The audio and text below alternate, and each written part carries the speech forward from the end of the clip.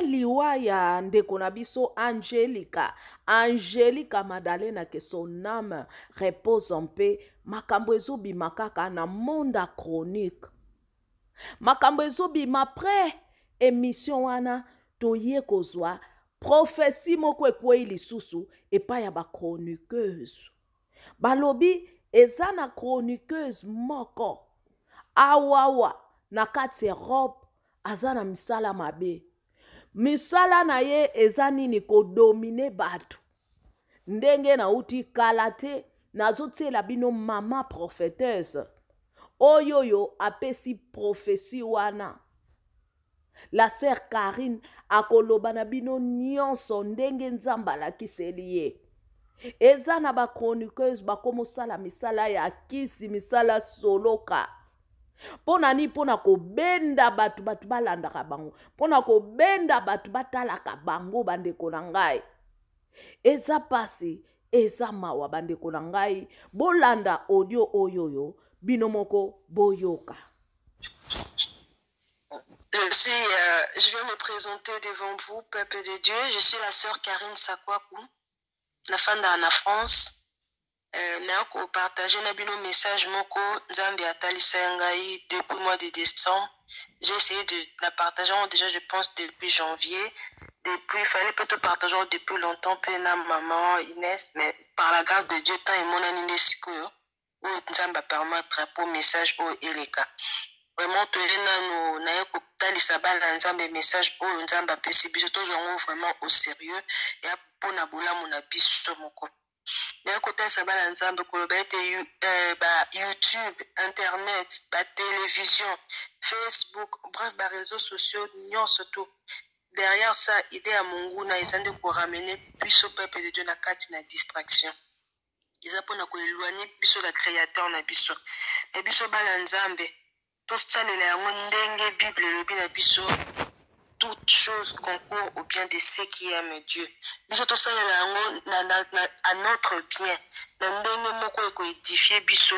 o biso to ko édifier pe bato. Et puis ça biso ba résultat moko positif. To tela na yango ko bato, to yo kamate ya na nzela ya YouTube biso pe to salela yango na ndenge moko ya malamu.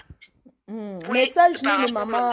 mama message nini? Oh, lingo pesa pa peuple Nzambe. Oh, lobi ça très important. Nangaki na partager vision moko na zwaki tango na décembre, c'était au mois de décembre, nzaki na Congo, na kendo réaliser clip nanga oyo bozomo nezoleka. Ba bazui occasion ya kotala yango, c'était au mois de décembre. Nalalaki na flat, après nazomo na vision moko au mois de décembre, nalali na moni que moi si moko boye, c'est une youtubeuse en fait. Cette youtubeuse koke bisabana Nzambe parce que bozo mona moto azo pesa ba conseil pe ya malamu. Azo sala makama malamu mais en fait la youtubeuse azalaki a telemi bato bazalaki pembeni na ye entre autres ngai na moi si moi zalaki afandi na canapé ngai nazalaki debout bato bazalaki wana mamango abandaki koya ostango otala ye na kati ne ozomona azobimisa moto na misu na ye. Elle était remplie d'esprit maléfique. Azobimisa moto na misu na azoflashe bato na mutu na elongi pour captiver bato esprit, pour captiver bato azwa mayele ya batu po asala oya lingi na vie ya moto. Donc moi ça on ande koya na yebi pe mamango en fait pendant kozonga moi si avant na kende Afrique na mois de décembre, je pense c'était au mois de novembre ou octobre, je sais plus, quelques mois auparavant Dieu m'avait parlé de me désabonner d'une chaîne. Mais tant on a l'amour, parce que Nzambe était un mino moyen ba vision. Tant on a l'amour qui n'a pas ça na qui chaîne ango, maman on n'a pas ça na qui. Après ce qu'on est en Afrique, on a là qui n'a flat, n'est un boîte ça un message. Dès tant on a se désabonner qui direct na comprendre que ça qui message à maman. Dans la zone la vision nanga, je voyais la dame en fait venir vers tout ce qui était autour de nous et la dame a qui n'a pas rayon moi zo bisa la miche genre ba flash mo boy azo ya sokaye a beti en maman Gala eba ma place bato bazala te mais na mona pe maman ngo pe je pense sur dans la France te na bi ma mais aza na poto awa aza pe na babone belé na chaîne bato pa bandaka pe mingi vraiment. Donc la dame elle faisait sortir de flammes de genre de rayons na misu na ye soka ya beti mutu na misu a beti mutu ne longi na ye a captiver mutu a suibo mutu na yo azoya kaka sali bongo mo fana na kiti na ngai ya sali e bongo. Après yesusu azosala bato bongo après na sima ayo ya pe pananga donc ko yo ki epai na ngai ndenga na ki ko bima na kati ya vision wana abanda kosala neti nini anda odomine bato soka tali yo na miso adomine yo to ezalaki nde nini domination to pourquoi ando tala bato bongo en fait tant moi ça na ndenza ba faire comprendre biso likamba ngo tant mwana mwasi wana azoya tanga betio nini wana eza biloko bazoya kodomine bato en fait bayoutubeurs ebele bayoutubeurs ebele bozomona mingi nyonso te mais ntango nzambe atalisi moko baza ebele bazosala nini bakena bakoti bandako ya nganga bamosusu baza na bango mo baza misala mabe bazosala bana nzambe azwi yo adomine acaptive yo omona okombi donc ntango olamuki na ntongo mposa noko okotaka otalaki kaka otalaki mpo ya ganira bavie bazobebisa bavie ya bana bato okanisaki no problème eyeyela yo eza euti na famille orke yo mo bikotakota olotanga bible tu préfères regarder YouTube otanga kitopekisi YouTube te ndenge tote koloba na ebandeli eza na baton mosusu okoti na internet mais avant kota internet oyoka moto tu pries à Dieu senga nzambe makambo na oyoka ezala ya malamu sengi nzambe aguide yo vers chaîne eza ya malamu parce que bazozwa mayele ya bana nzambe bazocaptive yango bazokobebisa bavie ya bato bazobebisa bavie ya bato bazotindela bato bazosalela mayele ya bato omona motu yo ozomona ye alobaka bien apesaka baanalyse ya bien bamayele na bino nde yango aza koutilize bavie na bino nde yango baza kosalela donc oyo yango tobaki fale koya kointerpele bana ya nzambe tozonga na makolo ya nzambe au lieu de passer ton non au fan de réseaux sociaux et foutre à bichoter réseaux sociaux non tous les qui s'attendent au qui donc au internet au qui m'a au qui moi analyse au qui ne passe pas tout ton temps au lieu de lire la Bible tu préfères regarder bazo sale la balanzambe to linga total isende balanzambe to bima la distraction to bima la distraction pour message nzamba pesi bato belé bazo boma bango bato belé bazo bepisa bavie na bango bato belé bazo salela bango makambo ya mabe oyo ko imaginer te yango to moya que notre ko fa da calme te fallait to pesa to lobela likambo oyo parce que mama na biso Ines nzamba utiliser na ndenge ke ya aza influencer o message soki koti et tambula bato pe bakokangolama bato pe bakopambulama oto ngaki nzamba pesa ki accès to sala eloko oyo oyo aza na konzima te Luka Saint-Esprit sola la nzamba alobaka nzamba ko guider kotalisa yo makambo seza ya lokuta to soki vraiment euti epai na ye message moi to ngoto talisa ya mwana ko kebisa na nzamba nangana tuna eske ndeko ango ndo lobi ke aza na poto mais tangu nzambe nenga lobeli yo wana j'espère que lakisaki yo moko yebi ndeko ango soka aza nani oyo lakisaki omonaki elongi na ye bien très bien ngape nazalaki abonné na chaîne na ye ndenge kaka nayesi à partir ya kini moto ya se désabonné ndenge namoni vision na ye kobundisanga ndenge nabimi kaka na vision wana nakotaki na YouTube je pense que mbala moko nalongwaki na se désabonné na malembe na bima na comprenaki que vision nzambe atalisanga avant nakende Afrique nalongwa na chaîne ya motu moko j'avais vite compris que c'était la dame donc nasi nalongwa déjà na chaîne nalandaka mpe kutu yango te ata ya moso osimbi YouTube ozokota otaso na mona yoka même pas parce que nayebi ke aza bien te mais faut tobondela nde mpe mpo na bango mpo batika mpe makambo bazosala toboyi bango te nzambe ntango atalisaka biso moto aza na misala mabe papa atalisaka biso te mpo toboya bango te mais mpe toyeba ndenge nini ya kofanda na bango bapriere na biso tobondela nzambe mpe asunga bango mais pour l'instant lokola bato baza na mabe toyendi kosola na bana nzambe tokota nde na makolo mibale na makambo ya nzambe totika distraction réseaux sociaux batolobi te ba youtubeur nyonso baza mabe ba youtubeuse baza mabe te ya malamu bazali ya mabe baza toyeba nde vers qui se tourner mpona kobebisa bavie na biso te sikoyo masoya toyoki nde olobi parce que ntango nzambe alobi toza na eloko aloba te tolobaka amen parce que nyonso nzambe aloba azala na tort azala na raison mais sikoyo eza message oyo nzambe apesaki yo est-ce que malgré namoni ke oza mwa nini oyo mpona koluka baproblème te olingi mpe oyebisa ndenge oyebi ye seke oyebi na kombo oyebi na esika azalaka tout ça est-ce que okopesa biso te towana ba youtubers partout référence aza wapi yango oyo aza na oyo nzambe alakisi yo na vision aza neti na mboka nini mpona koprécise mpo kopesa allemagne atoza ebele moto aoyeba nete ke eza motu boye okopesa mboka boye mpona koprécise bana nzambe bayeba bazala na okeba. En tout cas ngai na bandeko komondela ye azaka po ngai nalanda ma bavie ya bato te série moko to parce na ndo olande vraiment avant chaîne na ye mais série moko elo mo ebimaka ya eza le passé eza ka moi référence elo mo ebima entre ba musicien chrétien couple mo boy na ndo mo na muto ngo pe abande kozala wana je sais pas ngala ndo kasa mama ngo azalaka na France mais yaki kosala kila solo kina sœur na nga moko boye sœur na nga yenta lobel na ngo ndira azalaka so pe na bakota balmani kuna en tout cas vraiment place azalaka mais sûr na ebité ngai na ndo kanza ndeti azalaka na France mais sœur na nga moko bote na meka kosola mais en tout cas na lobango pa bato te pa makambo so baloba te na sola ki à part mobile na nga na ndako asola ki kaka na sœur wana de sœur wana ebisenga ke non ye ayebi ye sœur yango aloba na nga azalaka na balmane en tout cas nga na yebi ma place azalaka te wow eza pase ya mawa eza vraiment pase siko bagenre ya émission na yo asalaka ezala baémission neti ya ndene baémission ya nzambe baémission ya bamusicien bamusicien ya batéâtre. Non, maman, l'émission, on a la bande qu'on les a des missions, on a invité sur ma bien, on se barondo, ce qui est rando, ce qui est rando. Émission rando. Merci beaucoup. Voilà, on dirait, il y a un ouest à la casse, il y a un mot et bimi. Elo mo buzz mo esalami bango so komosala yango bémission mo koswana mo bevoila mo kosilikana bablo voilà il y a ba rare vraiment mo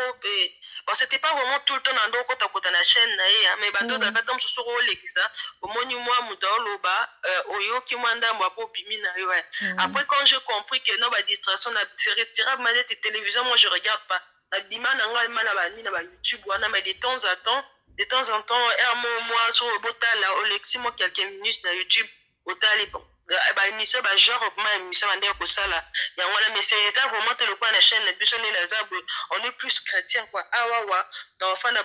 tu peux, quand on a insulte, moroté. Donc, vaut mieux, na fan, na pas, na yo, kamaramanza, mais na yo, kalikambo, kumemangai, analyse, je peux s'en le coup, peut qu'on reste trop longtemps, parce qu'il faut autant la Bible, il faut la connecter dans Nzambe, na ozongi la so maman na biso ineso Nzambe on permettre pour na hotel la biso ni Nzambe zo préparer ça na mokine makamo mabeza ebele donc faut vraiment honnête aux na réseaux sociaux to yo kande Nzambe to kanga mande na Nzambe to tanga ndebi le ponzamba lobela biso ta lesa biso nini yo luka sala même na mboka o ya France o tozali makambo eza ya mabe ebele zo luka eya. Donc c'est un peu ça. Maman na ngai Karine so na zongi mwa ndambo sika monga na compagnie bien tem supe bandeko na biso olobi ke Nzambe alakisaki yo précision penza ya vision na yo ezaki na nini na Congo tango kende Congo na kende Congo na décembre nazonga ki boye ba le 23 nazonga ki le 23 décembre 2020 là on est en 2022 nazonga na 2021 na décembre donc là qui moi séjour à moi 2 semaines na passé qui kuna c'est là que j'ai eu la précision de voir cette dame c'est là que j'ai vraiment vu la dame visage na balaksinga ye na ba scène nyonso na zo sala ba mabe il vraiment dans moni 2-3 personnes té Nzambe baloba so Nzambe alobi lobi babakisaka te balingaka te so Nzambe atalisinga likambo ya mutu to na benga ya mutu naloba na mutu ndenge Nzambe alobi na kobakisa te mpona boyi nazwa fimbo ya Nzambe moi m'a montré que cette dame là mais je sais qu'il y en a plusieurs na bomoto na nga nayebi ke non eza ebele Nzambe azobenga bana na ye baya bapusa na nde pembeni na ye babima na distraction oyo mongo na tieli biso nga batalisinga mwasi wana c'était au mois de décembre 2021 to nazalaki na séjour na wana. C'est triste réalité donc elle peut vraiment pas passer parce que tokotaka kaka toyeba te oyo nani oyo nani. Nzambe apambola o ma sœur, nayebi te so oza su na likambo kobakisa.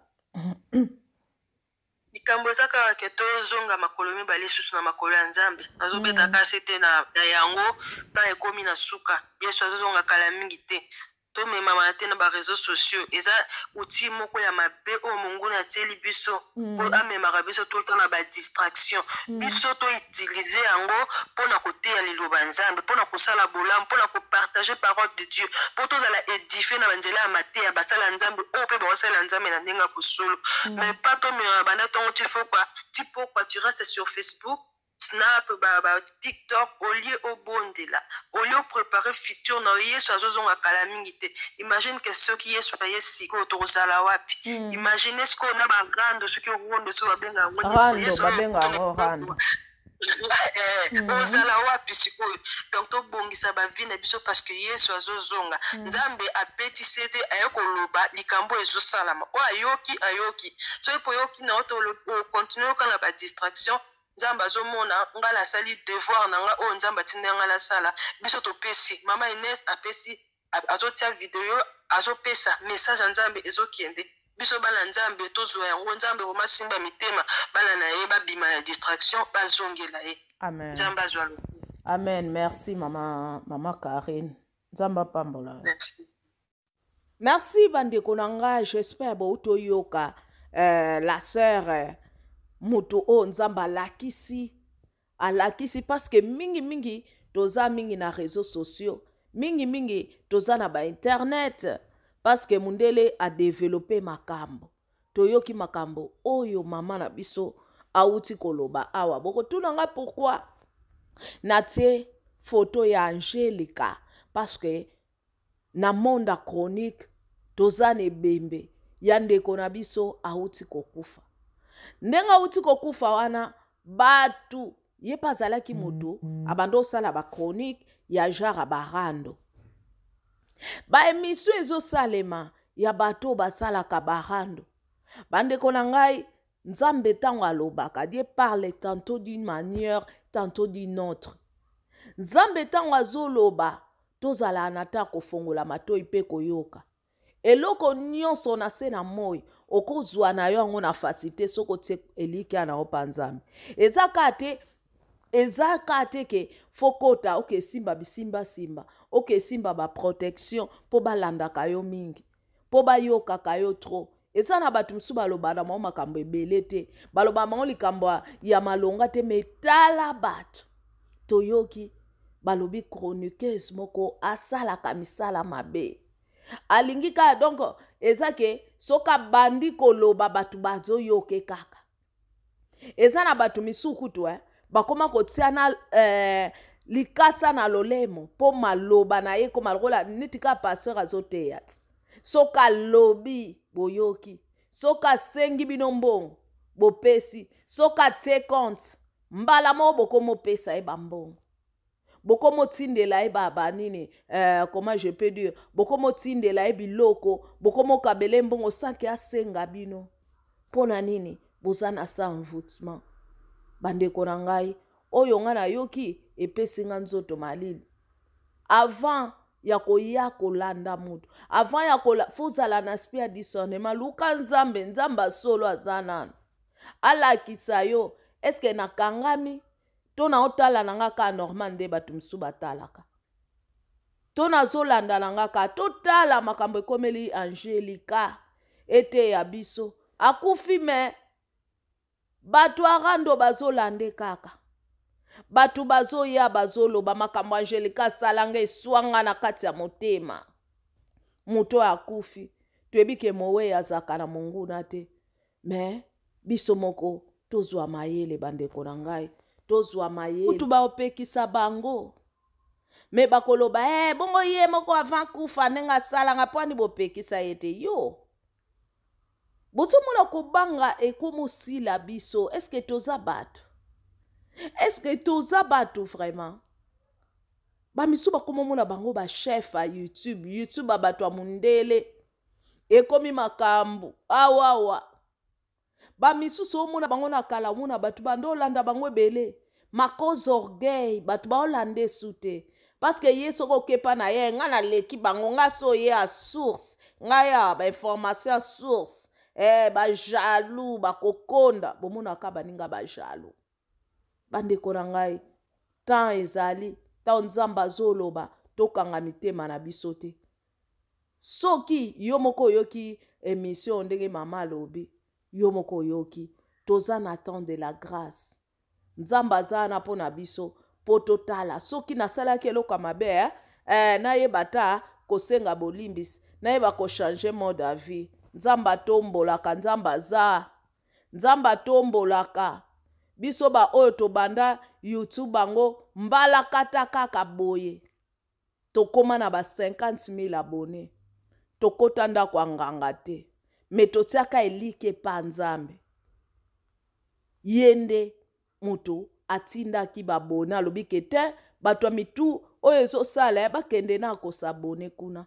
parceke bango baocomprendre likambo nini oyo ngai nazoloba bandeko na ngai esali pasi esali mawa nivo nini tokoma okende ti wapi ya kokota ti pa banganga likolo ka ya YouTube ata kutu mpe boyoki yango ata boyoki yango kende na oka koluka nganga kasi nganga yango apesa yo nguma na yo kasi abimisaka mbongo ti abimiselako mbongo na yo okomi na yo moto ya mbongo oya suko niokwama na kolobaka awa mpo maloba ngo mpe eza nango mpona koedefie bato te ezaka mpona kodetruire bato bandeko na ngai tozwa mayele mokili ekomi mabe makasi nalingi bino mingi que Dieu vous bénisse nzambe pambola bino je vous aime beaucoup abonnez-vous partagez commentez nzambe alola pambola bino